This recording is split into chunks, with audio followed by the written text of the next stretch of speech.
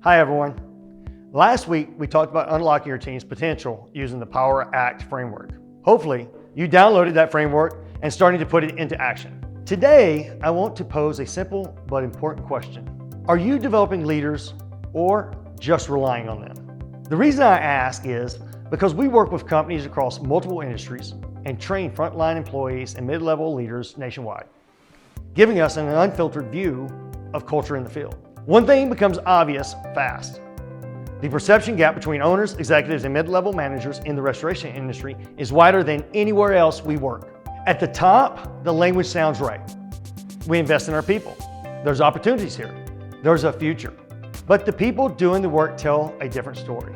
The truth is that most restoration companies are not intentionally developing their people. Leadership capability, career readiness, and progression are often left to chance. Not all, but many organizations still believe that ride-alongs and time in the seat naturally create strong leaders. Yes, experience helps, but relying on that belief alone is outdated and is limiting growth. The property restoration industry is maturing. Customers expect more, and carriers demand consistency. Mid-level teams need support like never before. Yet, we continue to support project managers and others working independently with minimum structure, training, or leadership preparation. What companies actually need are formally developed leaders who can lead a team and are subject matter experts in project management who understand it as a business driver. This exposes another misconception. Many owners think they have a recruiting problem because they can't find the right people. But the real issue is that most organizations haven't intentionally designed the correct employee life cycle for their industry. And more importantly, they don't communicate opportunity to the people they want to attract. Most companies hire reactively, onboard quickly, if at all, and assume development will naturally happen.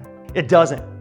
People don't leave because opportunity isn't there. They leave because no one showed them what it looks like. And until restoration companies intentionally design the employee life cycle from attraction to advancement, they will continue to experience turnover, inconsistent culture, and underdeveloped leadership. So here's the real question leaders need to ask themselves.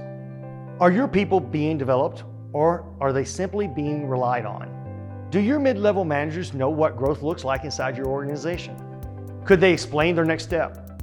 If you want stronger teams, better leaders, and a culture that people choose to stay part of, it starts with intentionally designing the employee life cycle, from attraction to advancement. Now, I challenge you to take an honest look at how you attract, hire, and develop people. Are they the right people or just the ones available who are already in the industry? And remember, leadership isn't given from a job title, tenure, or promotion. It's forged. Thanks for tuning in, watching, or listening to this video. And if you are ready to change how you attract, hire, and develop your people, our Leadership Insights package is a great place to start. Just give us a call or visit our website at trifectagrowthinstitute.com. And for tuning in today, use the promo code CR20 to get started. De Presso Olivier.